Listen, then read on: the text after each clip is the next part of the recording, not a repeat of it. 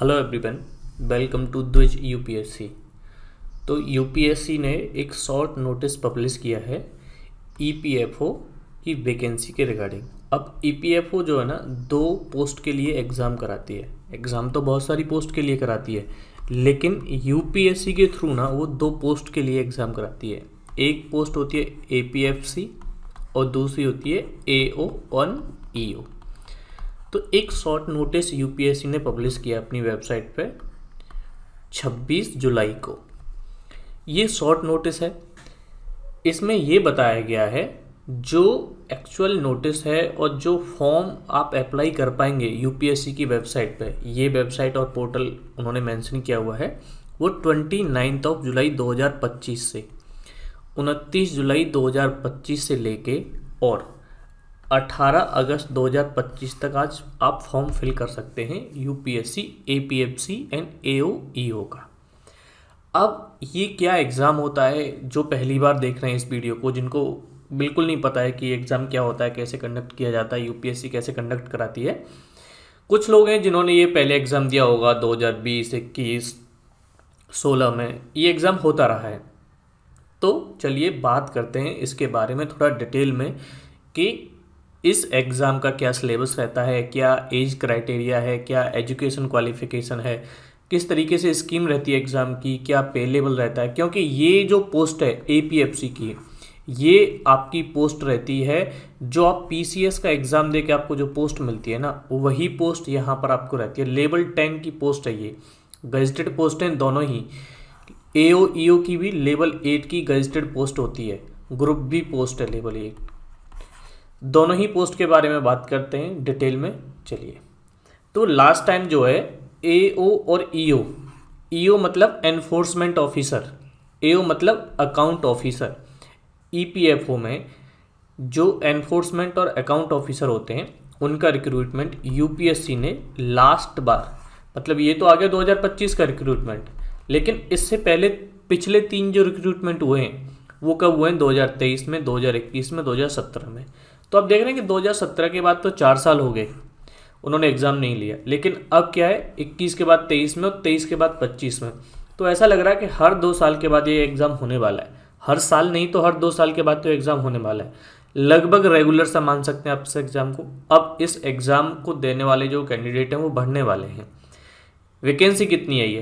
पहले तो 400 के अराउंड वैकेंसी आती थी, 400 के अराउंड, लेकिन इस बार कितनी आई है? एओ और ईओ की बहुत ही कम वैकेंसी हुई है। क्यों? पहले क्या रेगुलर नहीं हो रहा था एग्ज़ाम, अब क्या एकदम से रेगुलर हो गया है। 2 साल बाद वो करा ही रहे हैं एग्ज़ाम को।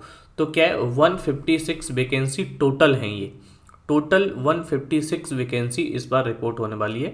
और एग्ज़ाम जो है ना, वो 30 नवंबर 2025 के आसपास आपको देखने को मिल सकता है, नवंबर में ही होगा। तो ईपीएफओ होता क्या है? ईपीएफओ की फुल फॉर्म है एम्प्लॉय प्रोविडेंट फंड ऑर्गेनाइजेशन। ये एक स्टैट्यूटरी बॉडी है, ऑटोनॉमस बॉडी है। ये रेगुलेट करती है और मैनेज करती है।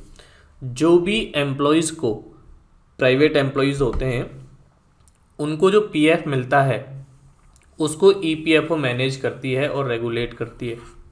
मैनेज का मतलब है कि ईपीएफओ उसको मैनेज करेगी, किस तरीके से उसको ग्रो वगैरह किया जा सकता है। रेगुलेशन का मतलब ये हुआ कि ये कंपनीज को डायरेक्ट भी करेगी कि किस तरीके से आपको एम्प्लॉयज़ को पीएफ देना है। तो ये एक ऑटोनोमस बॉडी है और पार्लियामेंट ने इसे एक एक्ट के द्वारा 1950s में बनाया था। ये जो है ministry of labour and employment के अंडर काम करती है। ईपीएफओ जो है ministry of labour and employment के अंडर आती है। 5 जो मेजर फंक्शंस हैं ईपीएफओ, वो क्या करती है? एनफोर्समेंट करती है, मेंटेनेंस करती है अकाउंट्स का, स्टेटमेंट करती है, मतलब सेटलमेंट करती है क्लेम्स जो भी होते हैं ईपीएफओ के, पेंशन पेमेंट, मेंटेनिंग और अपडेटिंग रिकॉर्ड्स। ये सारे काम हैं जो मैंने अभी आपको बताया। किसके थ्रू होता है? बहुत सारे ऑफिसर्स होते हैं, बहुत सारे कर्मचारी होते हैं। क्या हायरार्की है उसमें? सबसे जो बेसिक लेवल पे कर्मचारी होता है ईपीएफओ में, वो होते हैं मल्टीटास्किंग स्टाफ, एमटीएस। उसके बाद डेटा एंट्री ऑपरेटर, फिर एसएसए, सोशल सिक्योरिटी असिस्टेंट। ये जो है लेवल 5 की जॉब होती है, लेवल 5 की जॉब। सेक्शन सुपरवाइजर, ये क्या होते हैं? ये प्रमोट होके बनते हैं लेवल 5 वाले। उसके बाद आती है एओ और ईओ की जॉब, लेवल 8 की जॉब होती है ये। गजेटेड पोस्ट होती है, 4800 ग्रेड पे की ये जॉब होती है।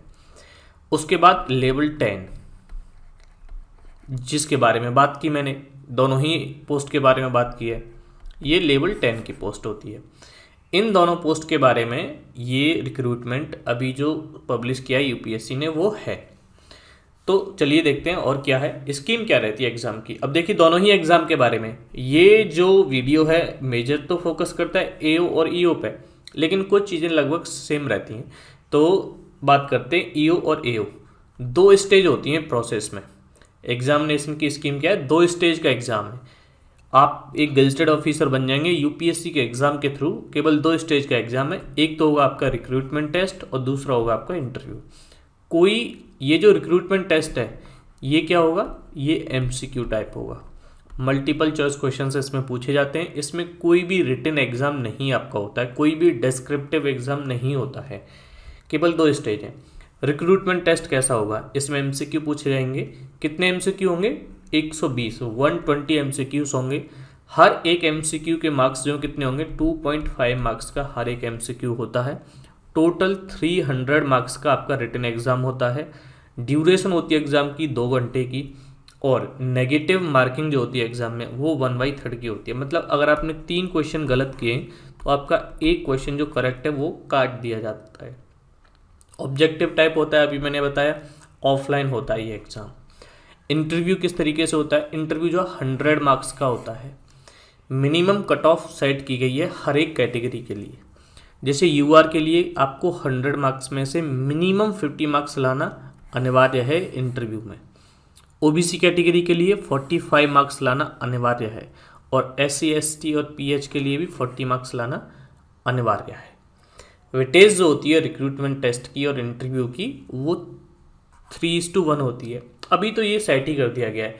आप देख ही सकते हैं कि वेटेज क्या 300 मार्क्स की है और 100 मार्क्स की है।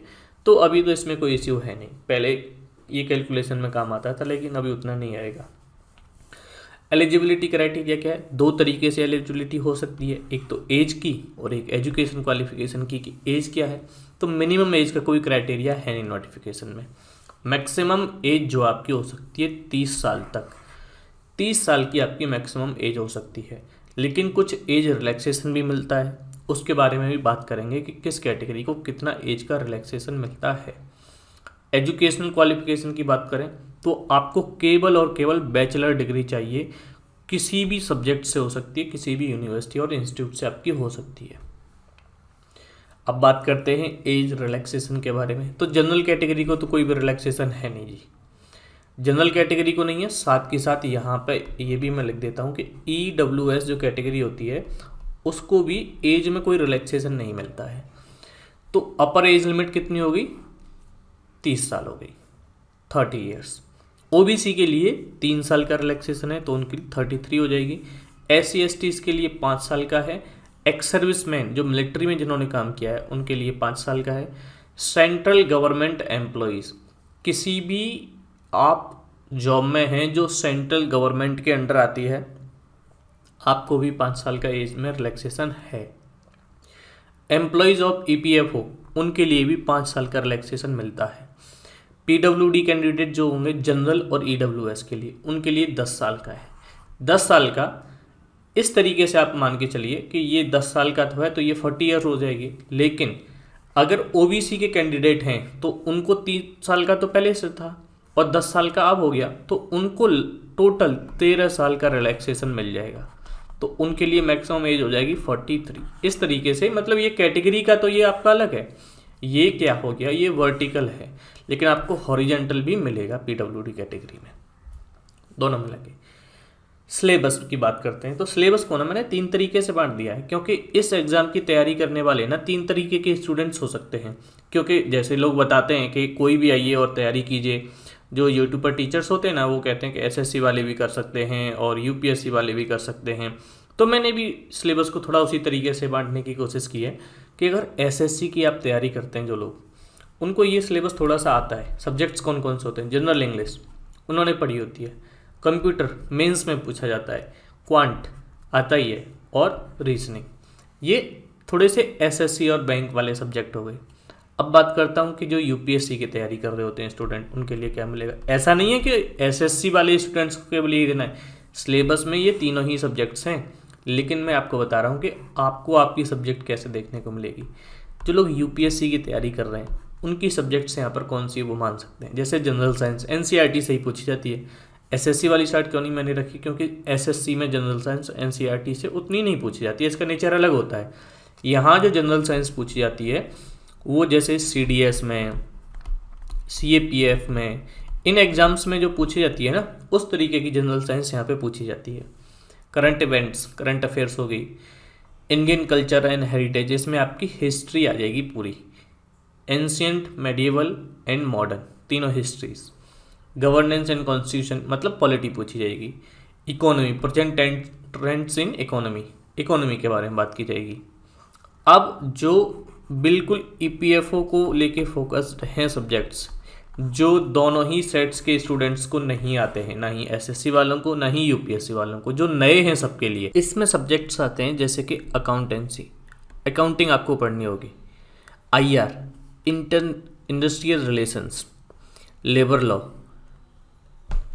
सोशल सिक्योरिटी, तो इन तीनों को ही साथ में आप जोड़ के देख सकते हैं। एपीएफसी का जो एग्ज़ाम होगा ना, वहाँ आपको यहीं पर थोड़ा सा कैच देखने को मिलेगा। एक सब्जेक्ट तो आपकी यहाँ बढ़ जाएगी इस सेक्शन में, जैसे जियोग्राफी भी पूछी जाएगी। अभी आप देख रहे हो कि इसमें जियोग्राफी नहीं थी, यहाँ पर आपको एक सब्जेक्ट एक्स्ट्रा पूछी जाएगी। क्या पूछी जाएगी, यहाँ पर आपको एक ऑडिटिंग पूछी जाएगी, ऑडिटिंग एक और ऐड हो जाएगी, क्या इंश्योरेंस यहाँ ऐड हो जाएगा। तो एक दो सब्जेक्ट्स यहाँ पर ऐड हो जाएंगी, उसके बारे में अलग वीडियो में बात करेंगे, क्योंकि इसको एक ही पर फोकस करते हैं कि ये हमने एओ और ईओ के बारे में जाना है। अब बात कर लेते हैं कि पिछली कट ऑफ्स क्या क्या रही हैं, क्या क्या कट ऑफ्स हैं पहले की। 2023 की बात करते हैं, 2023 की बात करते हैं। तो यूआर की जो कट ऑफ गई थी वो आप देख सकते हैं कि 138 के आसपास गई है। और इंटरव्यू का मैंने बताया कि सभी के लिए फिक्स कर दी जाती है वो तो कट ऑफ, कितनी तो बेयर मिनिमम रहेगी। लेकिन इसी कट ऑफ को अगर आप देखेंगे कि फाइनल सिलेक्शन में यही कट ऑफ गई है 212। तो 212 जो कट ऑफ गई है और इसमें से 50 में माइनस कर देता हूँ तो 26, आप देख सकते हैं कि लगभग 162 मार्क्स आपको चाहिए थे। आपने चाहे ये क्वालिफाई कर लिया है कट ऑफ को, लेकिन उससे भी ऊपर लगभग आपको 24 मार्क्स चाहिए। तो कट ऑफ पर आपको वैसे भी बिल्कुल भी ध्यान नहीं देना है 2025 में जब आप एग्ज़ाम देने जाएंगे। एक तो बात यह कि आपको 162 तो ऑलरेडी चाहिए ही थे एग्ज़ाम में, लेकिन एक और बात याद रखिए कि वैकेंसी जो है ना वो बहुत ही कम है। अगर वैकेंसी बहुत ही कम है तो आपको क्या है कि यही कट ऑफ ना 180 के आसपास भी देखने को मिल सकती है, 200 के आसपास भी देखने को मिल सकती है, बहुत कम वैकेंसी है। तो सभी कट ऑफ मैंने यहाँ पर आपको लिखी हुई हैं, आप देख सकते हैं इन कट ऑफ्स को। यही कट ऑफ 2021 की मैं बात करता हूँ तो ये गई थी 187। देखिए ये पहली ही कट ऑफ 187 चली गई, लेकिन इसको माइनस करेंगे तो 210 के आसपास आपको ये कट ऑफ देखने मिलेगी 2021 की कट ऑफ। उसके रेस्पेक्ट में अभी मैं बताऊंगा तो आपको 220 240 देखने को मिलेगी। लेकिन ऐसा नहीं है, क्योंकि एग्ज़ाम का जो डिफ़िकल्टी लेवल है ना वो भी डिसाइड करता है कट ऑफ को। तो ओवरऑल तो बात यह है कि हमको अपना मैक्सिमम देना होता है। अब इस वीडियो में पूरी चीज़ें तो कवर नहीं हुई हैं। क्या बच गया है, रिसोर्सेज बच गए, कहाँ से हमको ये पढ़ाई करनी है, स्ट्रेटजी बच गई कि कैसे पढ़ाई करनी है, इतने सारे सब्जेक्ट्स हैं कैसे टैकल करेंगे। एओ और ईओ एग्ज़ाम के लिए एक अलग से मैं आपके लिए स्ट्रेटजी और रिसोर्सेज की वीडियो बनाऊंगा, जिसमें हो सकता है कि मैं दोनों ही जो पोस्ट हैं एपीएफसी और एओ ईओ दोनों एग्ज़ाम के लिए कवर करूंगा। तो इस वीडियो में तो फिलहाल इतना ही है, मिलते हैं नेक्स्ट वीडियो में। तब तक आप इस चैनल को सब्सक्राइब कर लीजिए अगर आपको लगता है कि मैं कुछ कंट्रीब्यूट कर सकता हूं आपकी तैयारी में। और अगर आपकी वीडियो यूज़फुल लगी है तो अपने फ्रेंड्स एंड फैमिलीज़ के साथ इसको शेयर भी कर सकते हैं। जय हिंद।